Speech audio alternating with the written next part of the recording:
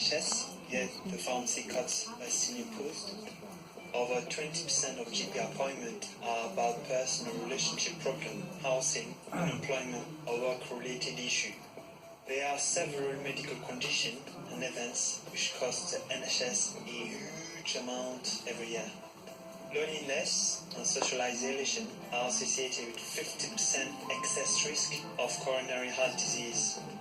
From the NHS 5-year forward view, the NHS needs to make cost efficiency in both medicine and social care, which will not happen with the current model of care. Jeremy Hunt made it clear that social prescribing should become the norm and has developed the role of physician associate. Why not leverage the cost and time by enhancing the existing skills of community pharmacists? The fusion of medicine with health and well-being, focusing on 4 main areas thanks to neuroplasticity. There are 1.8 million people who visit a pharmacy each day, which make us ideally placed to offer advice and services on health and well-being. The philosophy behind the name is a movement from non-useful habit to useful habits, which can include being more physically active, reading more books, healthier diet, strategy to cope with stress and relaxing the mind. Dance helps with balance, reflexes, and being part of a community. Brain exercise helps to reduce dementia by up to 50% and quicker reflex. Meditation helps with relaxation. NLP helps with habits changes. Social prescribing in community pharmacy could divert the 395 million spending from GPs to movement pharmacists. This would in turn allow a potential reduction from the 28.1 billion cost to the NHS. As an example, let's say we have 25% saving via social prescribing, which is 7 billion per year. From 2017 till 2020, that's 3 years, equating to 21 billion plus 1.2 billion from the unnecessary visit, giving a grand total of 22.2 billion of potential saving. Social prescribing network, medical NLP, Beta Bio-led, Oculus Rift, Expert Eye, Brain HQ, Headspace, Dance for PD, Specialist, Certification of Obesity, Professional Education. Those are the most of strategic innovation and to outperform competition by creating a blue ocean. Infuse your planogram with well-being. Join the social prescribing network by emailing them and start developing a pilot in your area. Invest in smart glasses, VR headset, blood analyzer. Dream big, start small, act now. So I hope you enjoyed the video. My name is Arun. I'm the author of the upcoming book, The Ultimate Guide to Movement Pharmacy. And I would like to do a bit of an exercise. If you don't mind, could you please stand up?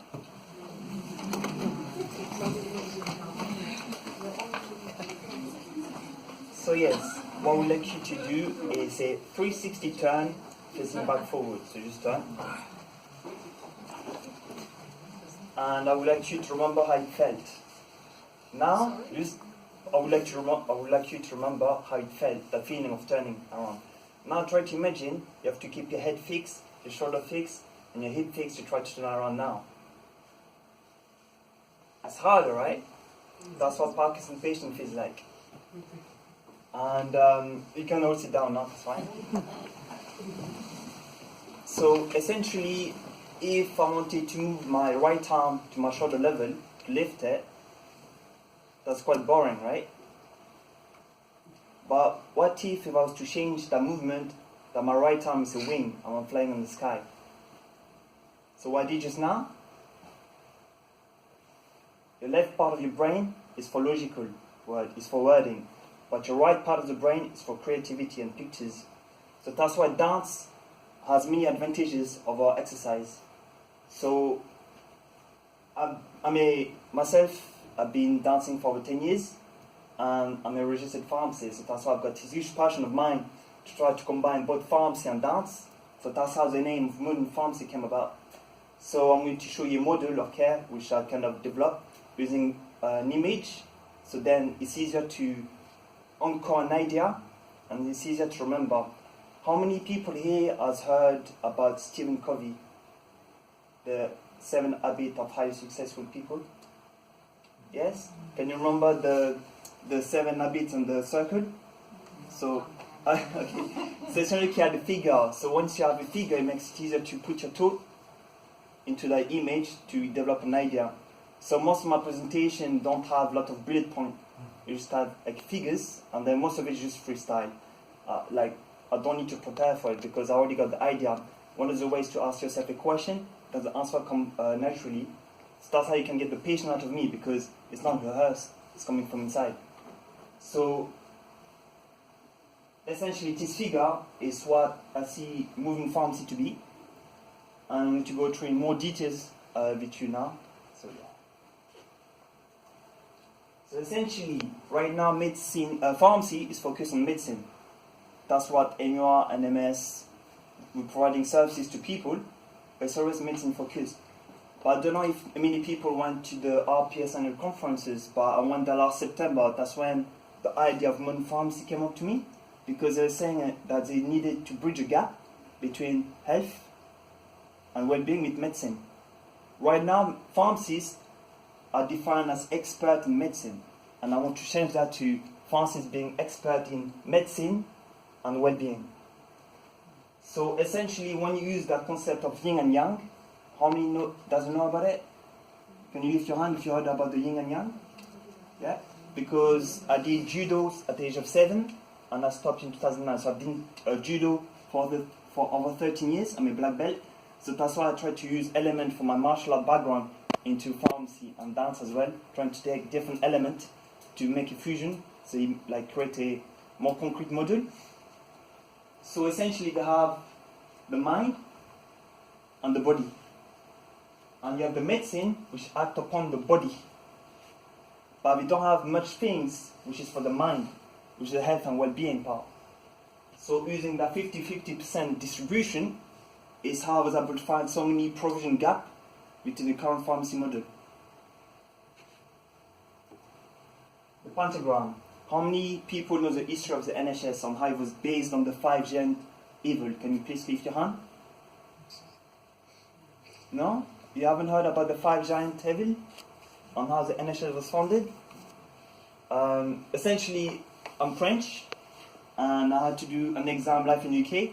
So that's how I came to know about the 5 giant evil. And I was fascinated by it, on how TIS was set up in the 1940s with the purpose to try to stop squalor, which is being extremely dirty, ignorance, want, idleness, disease. Those were the 5 giant evil, divided by Bevan. I believe I could be wrong. So those 5 giant evil is what the NHS is founded upon. The pharmacy services, the social care, the housing service, it's all based about the 5 giant evil. So now, using that pentagram, for example, squalor, fire, it's like brisk, isn't it? So how many people have a shower every morning before going to work? Can you please raise your hand?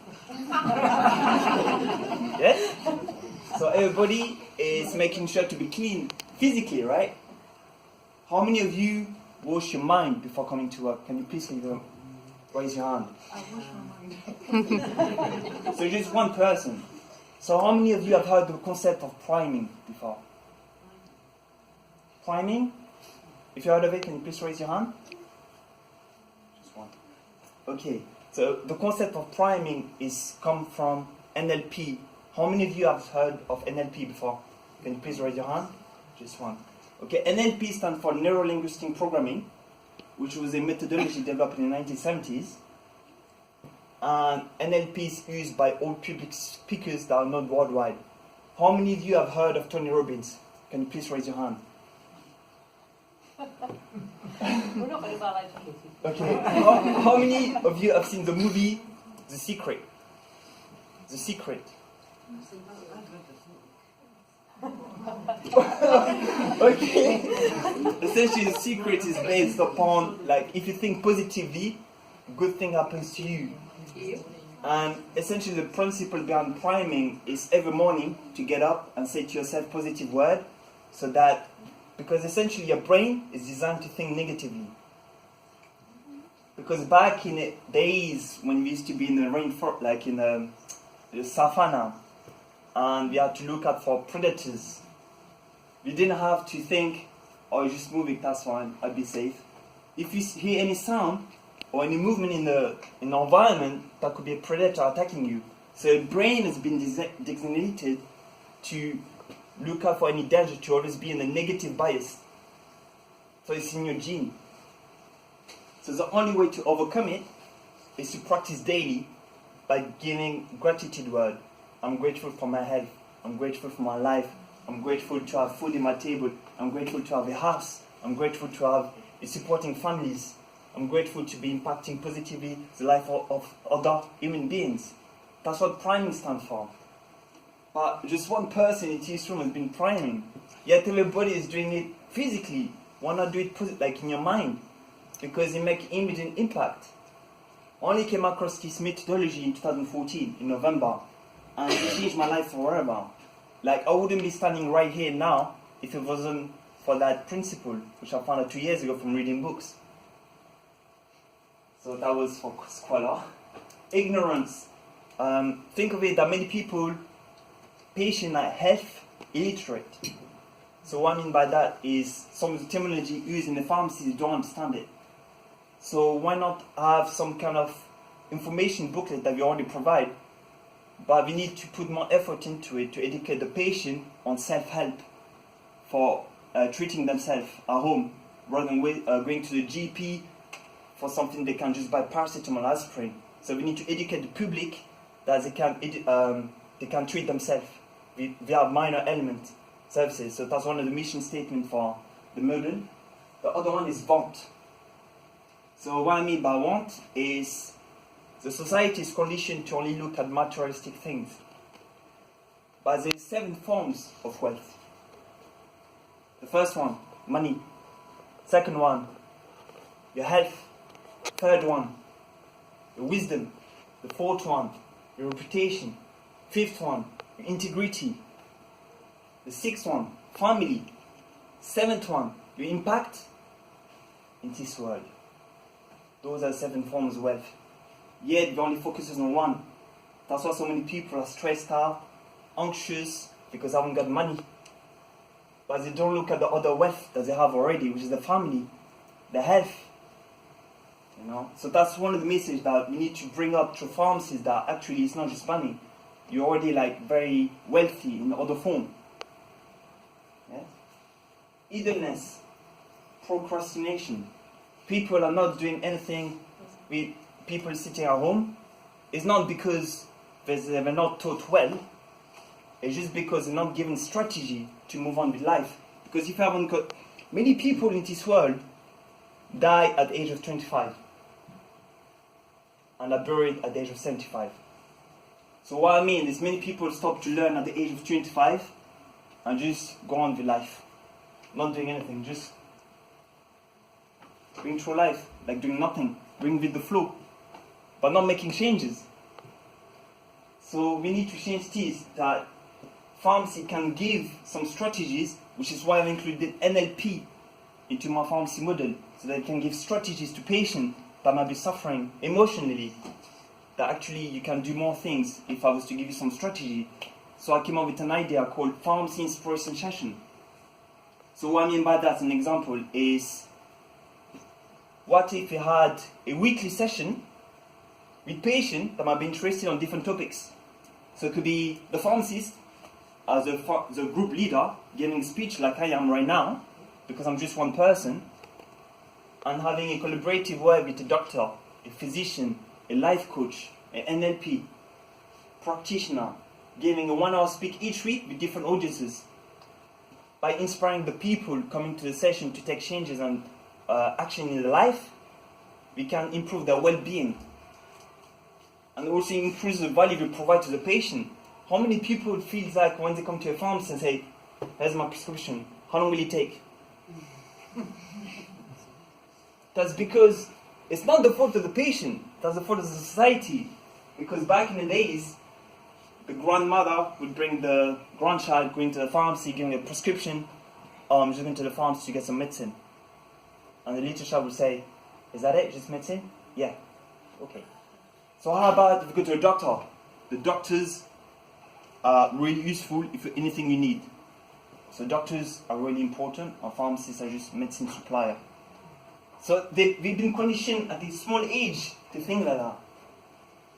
And the only way to change it is to bring more value to the patient. And it's not just through medicine. Just giving a lot of medicine services and a little bit of health and well-being is not going to change them. But if you were to introduce that scheme to increase value to the patient and they can organize it, they can educate the next generation so that in 50 years' time, people will be looking at pharmacies not just as medicine supplier, but supplier of medicine and health and well-being. So that's what the movement pharmacy vision is, essentially. I don't think small term. I think long term. You know? Disease. They're already treating the disease through medicine. But like I said previously, how many people are treating the disease of the mind for the patient? You know, we're only giving medicine, and then if they're like in a psychological problem, refer them to the psychologist or go back to the doctor. But as a pharmacy, we're not giving strategies to people to treat the disease of the mind. So that's something we need to start doing, but you won't be able to do it if you don't know about NLP. Because NLP is really, really important. That's what business people do. That's what people who work in the bank. That's what the multimillionaires, that's what the multi-billionaires, they use NLP for marketing, for making sales. Yet pharmacy got a tunnel vision. Tunnel. That's all you got. Tunnel, just focus in one area. But you need to change your vision from tunnel to funnel. So you can see everywhere. You know? I'm a pharmacist. I'm a dancer. I'm a judo player. I'm a public speaker. I'm a leader. The job of a leader is to grow new leaders. You know?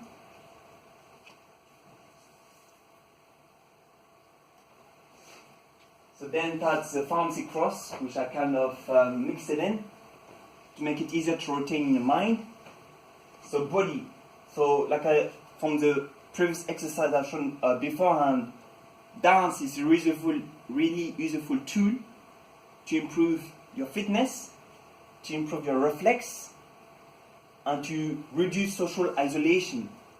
Because from the video I've shown you previously, social isolation and loneliness contribute to a 50% excess risk of coronary heart disease.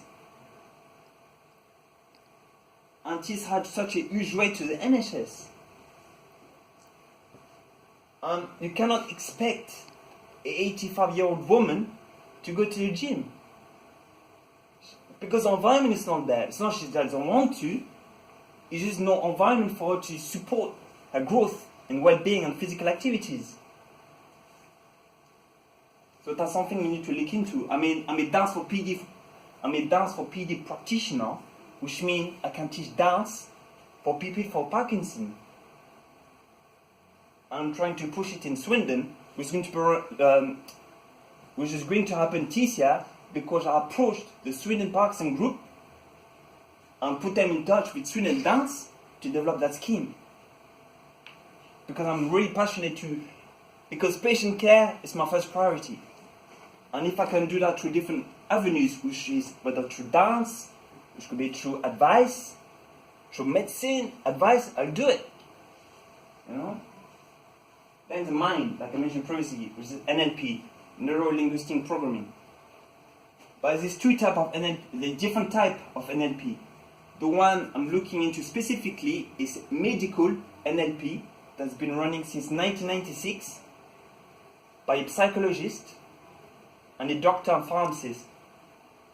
And I'm going to do the course in April, so then I will do a 7-day course, and I can then call myself a medical NLP practitioner. If that's something you're interested in, you can check out the website, which has a book, and that book blew my mind, because giving a strategy on how you can impact positive behavior to the patient during MERS, during NMS, During face-to-face consultation, when they come to the shop for over-the-counter sale, you can make an impact to a patient within 30 seconds. You don't need 15 minutes. It's not about the quantity, it's about the quality of the conversation. And the only way to do that is to know how the brain works, how your body language works. And you can only do that through NLP. Spirit, meditation. How many people meditate? Can you please lift your hand? 1, 2, 3 people. So what does meditation stand for? Basically, it's about emptying your mind, thinking about nothing, just relaxing for like 10 to 15 minutes, just doing nothing, just relaxing your mind. So what it does is, over the course of a day, you've got several thoughts running through your mind. I can't remember whether it's 6,000 thoughts or 60,000 thoughts. It's one of the two. And if you don't put a stop to your brain and say, stop brain, I want you to relax. That's how people develop several health conditions related to stress, because they're putting the body in overload. So meditation is really helpful. I mean, that's something done by the ultra successful people in the world. They integrate priming and meditation as part of the daily routine. And if that's something you're interested in, but you just haven't got the time, you can go to your smartphone right now and write Headspace. Headspace is a mobile app developed by Andy, who's been meditating for 18 hours a day for 10 years in the Himalaya. And he came back to Europe to share his knowledge. And now there's millions of users of the app. And guess what? It's free. And it teaches you how to meditate very easily. That's why I'm a huge advocate of the app. Because they want to improve the life of other human beings. And you cannot do that by just trying to be separate. You need to leverage minimum effort for maximum return. You need to create partnership. And then environment. So when I mean environment, how many of you has heard of needle therapy? Can you please